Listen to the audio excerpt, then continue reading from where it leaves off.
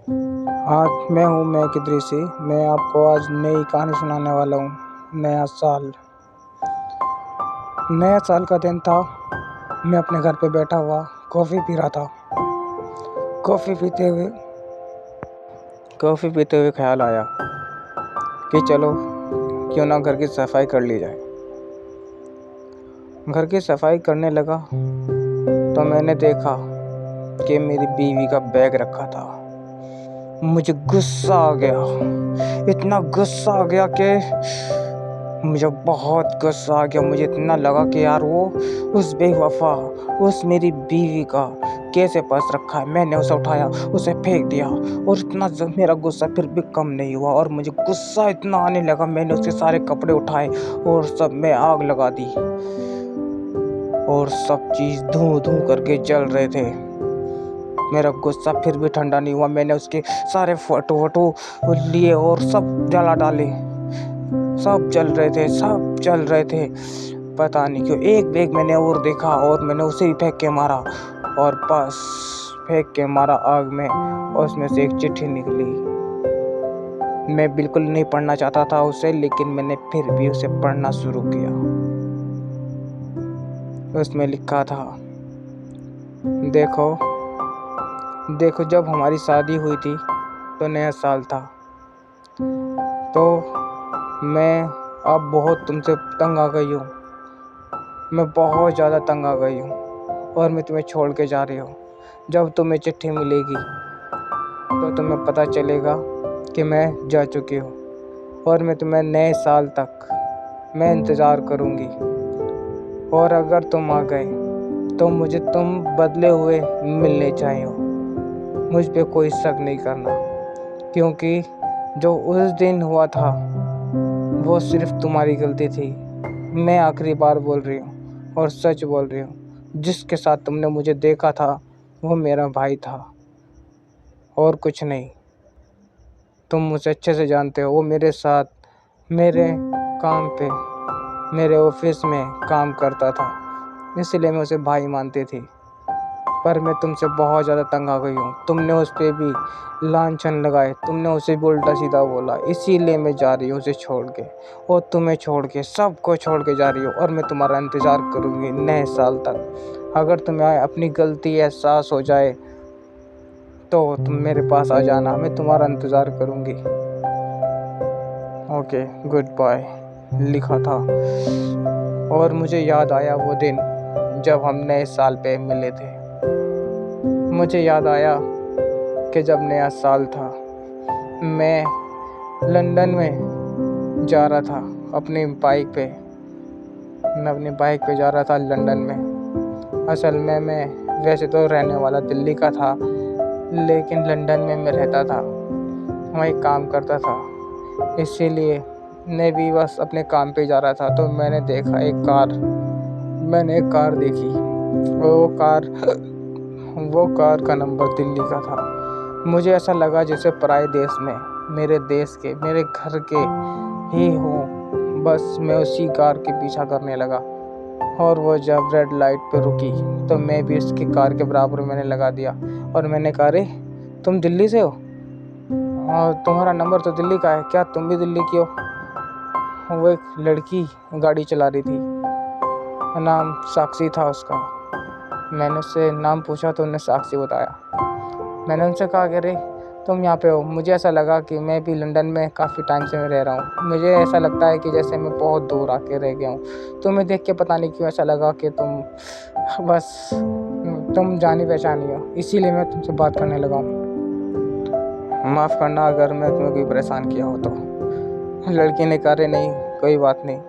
वैसे अक्सर विदेशों में अगर हम लोग एक दूसरे से मिलते हैं तो अच्छा लगता है। चलो, वैसे मैं वो वाली बिल्डिंग में काम करती हूँ। उन्होंने एड्रेस बताया। मैंने भी बताया कि हाँ, उसी बिल्डिंग में तो मैं भी काम करता हूँ, उसके वो वाले फ्लोर पे। बस फिर क्या था, हमारी बोलचाल चालू हो गई। हम दोनों एक दूसरे के ऑफिस में आने लगे, जाने लगे। हम दोनों को एक दूसरे से प्यार हो गया और हमने शादी भी कर ली। और शादी के टाइम उसका कोई नहीं था, सिर्फ एक दादी थी और एक बहन थी, जो दादी के साथ ही दोनों रहा करती थी। मैंने बस दादी से हाथ मांगा और हमारी शादी हो गई। हमारी ज़िंदगी बहुत अच्छे से चलने लगी।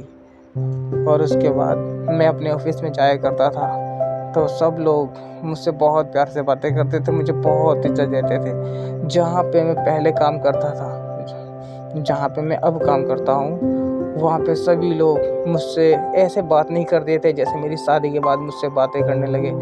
और तो और वहाँ पे जितनी भी लड़कियाँ थीं मुझसे बहुत ज़्यादा अटैच होने लगी, मुझसे बहुत प्यार से बातें करने लगी थीं। अरे भाई, जो ऐसी लड़कियाँ थीं वहाँ पे, जो लोग बाग उनसे सिर्फ सपने में मिला करते थे, जो उनसे बात करना चाहते थे, वो भी उनसे बात नहीं कर पाते थे। और मैं भी उनसे बात करना चाहता था शादी से पहले, लेकिन कभी मेरी बात ही नहीं हो पाई। वो लोग कभी मेरे पास ही नहीं आ पाए। अब मैं कुछ ज़्यादा स्मार्ट बन के रहने लगा था। मेरी शादी के बाद मुझ में बहुत चेंजिंग आए। सब लोग मुझे बहुत अच्छा, बहुत स्मार्ट बोला करते थे। मेरा कॉन्फिडेंस बढ़ने लगा था और मेरी एक दुनिया बदल ही गई थी। मेरी शादी के बाद सब कुछ अच्छा चल रहा था। वहाँ पे कुछ लड़कियाँ थी, मुझसे कहती थी चलो कॉफ़ी पीने चल रहे हैं। और मुझे भी अच्छा लगता था कि जब कोई मुझसे बात करता था, वो लड़कियाँ मुझसे आके मिला करती थी, मुझसे कहती थी चलो कॉफ़ी पीने चल रहे हैं, तो मैं भी उनके साथ चला जाया करता था। न जाने क्यों अटैचमेंट होने लगी मुझे उन लड़कियों के साथ। मैं उनके साथ रिलेशनशिप में रहने लगा, उनसे मिलने लगा, वो हर एक काम करने लगा जिससे लोग कहते हैं फ्लर्ट करना। मैं फ्लर्ट भी करता था उन लड़कियों के साथ, और मैं पूरे मौज मस्ती के साथ मिलता था उनके साथ। मेरी बीवी को कुछ नहीं पता था।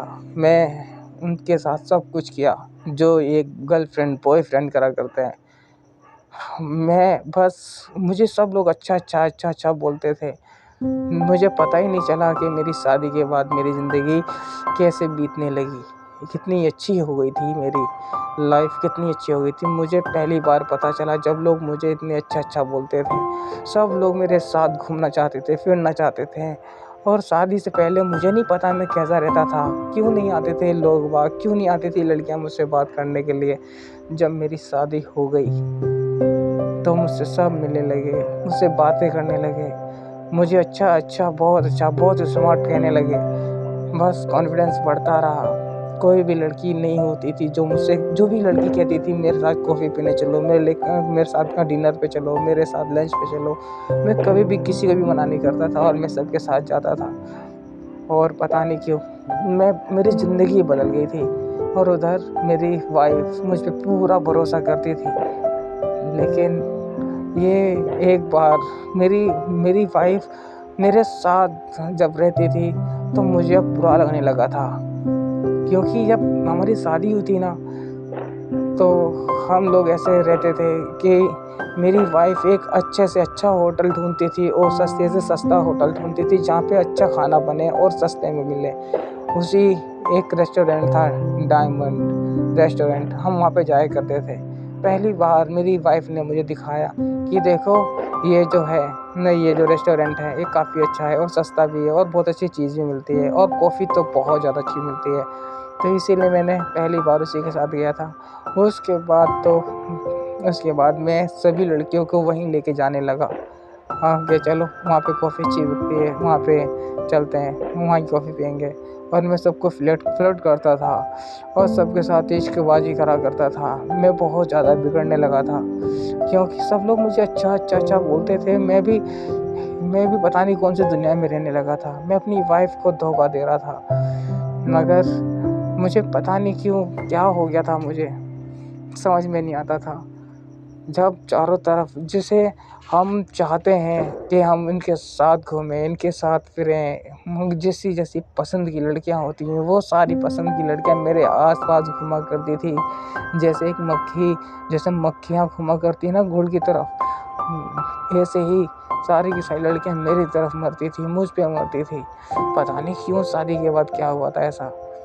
बस सबसे फ्लर्ट करने लगा। एक दिन की बात है, मैं और एक लड़की दोनों के दोनों एक उसी रेस्टोरेंट में, डायमंड में रेस्टोरेंट में बैठे हुए थे और कॉफ़ी पी रहे थे। वहीं पे मेरी वाइफ आ गई।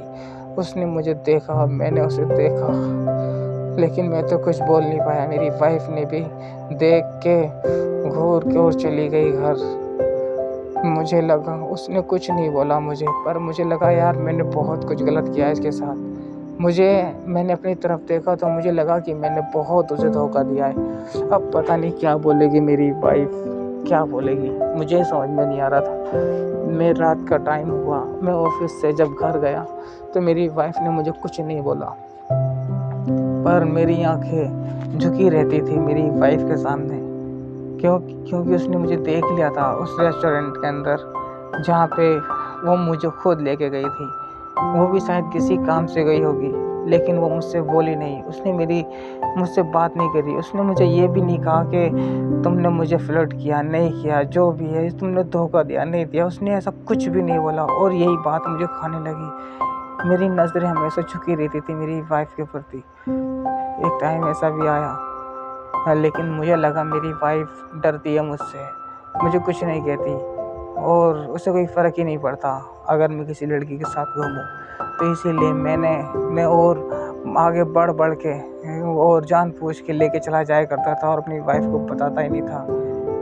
एक दिन ऐसा हुआ, मेरी वाइफ ने भी मुझसे बोला कि मैं भी काम करने जाऊंगी।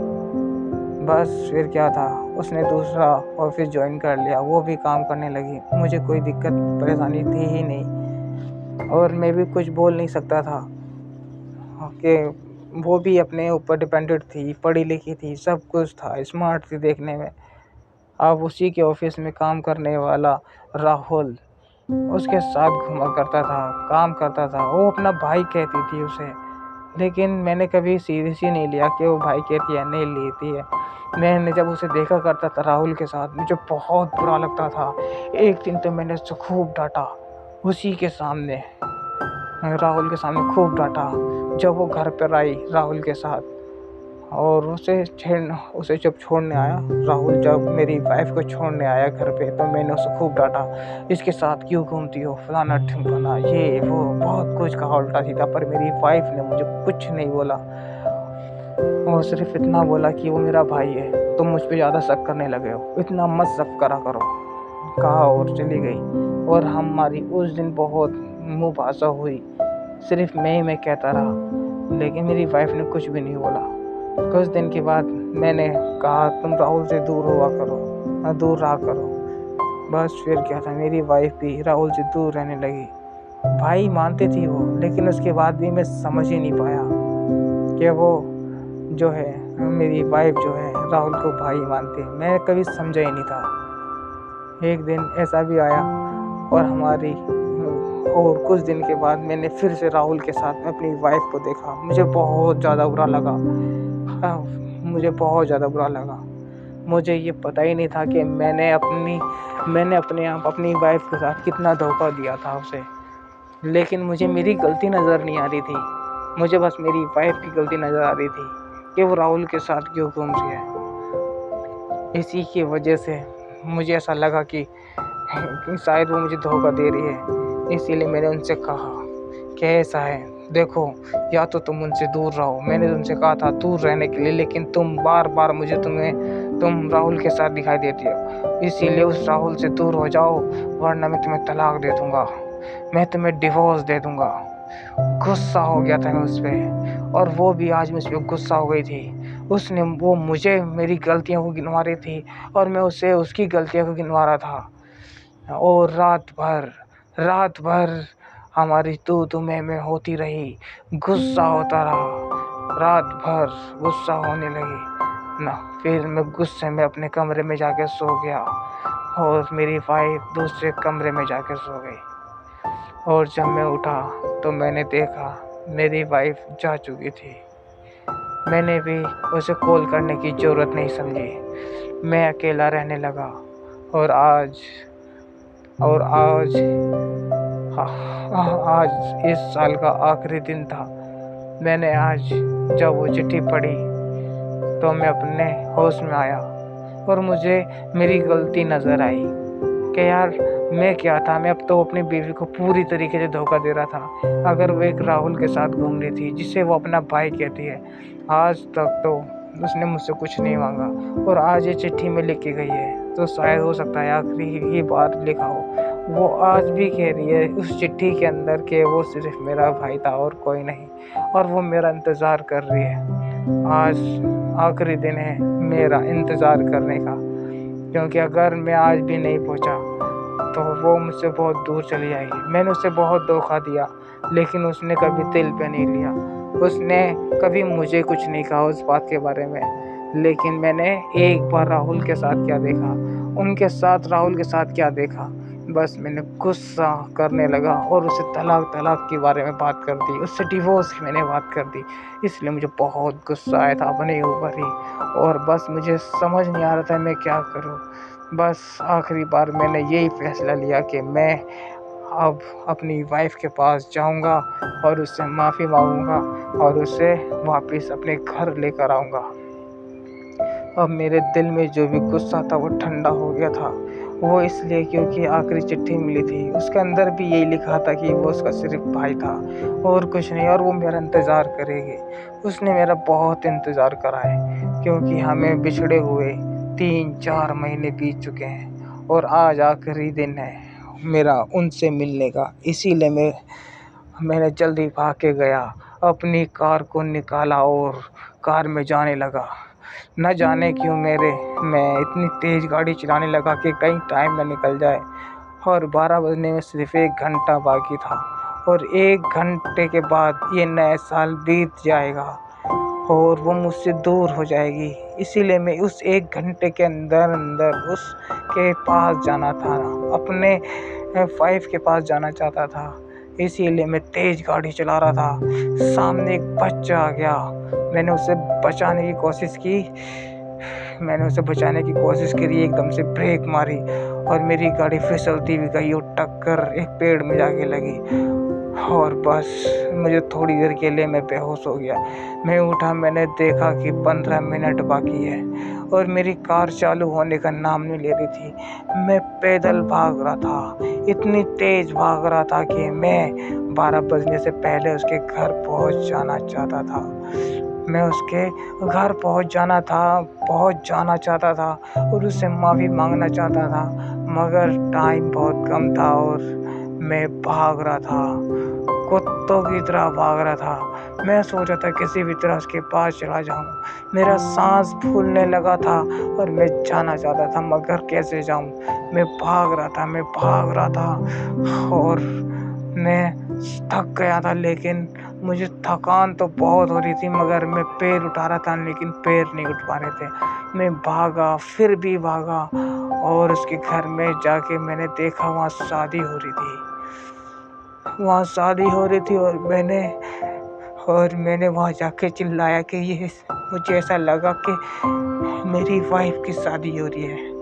मैं गया और मैंने कहा ये शादी नहीं हो सकती, नहीं हो सकती शादी, ये शादी नहीं हो सकती, ये मेरी वाइफ है, मैं इसका आदमी हूँ, मैं इससे शादी किसी और की नहीं होने दूंगा, ये सिर्फ मेरी शादी होगी, मेरी वाइफ है बस।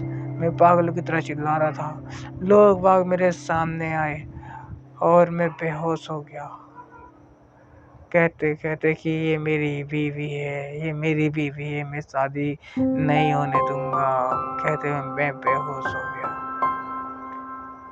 पता नहीं कितनी देर के बाद मुझे होश आया। मेरे चारों तरफ आदमी थे और औरतें थी, जो सब मुझे घेर के खड़ी हुई थी, और मेरी आंखें खुली और मैंने पूछा अपने उन आदमियों से, मेरी वाइफ कहाँ है, मेरी वाइफ को बुलाओ, मुझे अपनी वाइफ से मिलना है, मेरी बीवी से मिलना है। दादी सामने आई, उन्होंने कहा बेटा तुम क्यों परेशान हो रहे हो, ये आ गई ना तुम्हारी वाइफ। उसे मेरी वाइफ को बुलाया गया और मैं उसे देखा और खड़ा होकर उसके गले लगा और फिर उसके पाँव में गिर गया और मैंने उससे माफ़ी मांगी कि मैंने तुम्हें गलत समझा, हमेशा मैं गलत था, तुम बिल्कुल ठीक थे, मुझे माफ़ कर दो, बस तुम मेरे साथ चलो। मैंने तुम्हारा दिल दुखाया है, मैं मानता हूँ मैंने गलती की है, पता नहीं क्यों मैंने गलती की है, लेकिन मैंने तुम पे शक किया, इसलिए मैं माफ़ी चाहता हूँ, तुम मेरे साथ चलो, बस मेरे साथ चलो, मैं कुछ सुनना नहीं चाहता। मेरी वाइफ मुझसे बोलती रही, चुप हो जाओ, चुप हो जाओ, चुप हो जाओ, मत बोलो। लेकिन मैं फिर भी पागल की तरह बोले जा रहा था। मैं रुकना चाहता था कि मैं बोलना नहीं चाहता था, मगर मेरे होठों से खुद ब खुद आवाज़ आ रही थी। मैं बोल रहा था, नहीं मुझसे गलती हो गई, मुझे माफ़ कर दो, मुझे माफ़ कर दो। मेरी बीवी ने मुझे गले लगा लिया और कहा, मैं तुमसे दूर कहाँ थी, मैं तुमसे दूर नहीं थी, मुझे पता था कि तुम खुद आओगे। और ये नया साल हर बार की तरह नया साल की तरह बीतेगा, जैसे आज तक बीतता आया है, अच्छा सा बीतता आया है। ये जो शादी हो रही है, ये मेरी बहन की शादी हो रही है, मेरी नहीं। मुझे सुकून मिला इस बात को सुन के कि ये उसकी शादी नहीं, उसकी बहन की शादी हो रही है। बस गले लगा और मेरी वाइफ ने मुझे कहा, हम लोग साथ में चलेंगे, इनकी विदाई हो रही है, विदाई होते हम लोग साथ में चलेंगे। और मैं और मेरी वाइफ हम अपने घर वापस चले आए और हम दोनों की ज़िंदगी बिल्कुल ठीक हो गई। फिर ना तो मेरा कहीं किसी के साथ अफेयर था, ना मेरी वाइफ के साथ कभी अफेयर था। और मैंने अपनी वाइफ से भी कह दिया, अगर तुम्हें अपने भाई यानी राहुल से मिलना हो तो तुम मिल सकती हो, पर मैं अब की बार शक नहीं करूँगा। और ये कहानी यही ख़त्म हो गई। ओके, मिलते हैं बाद में। Okay, bye, have a nice day.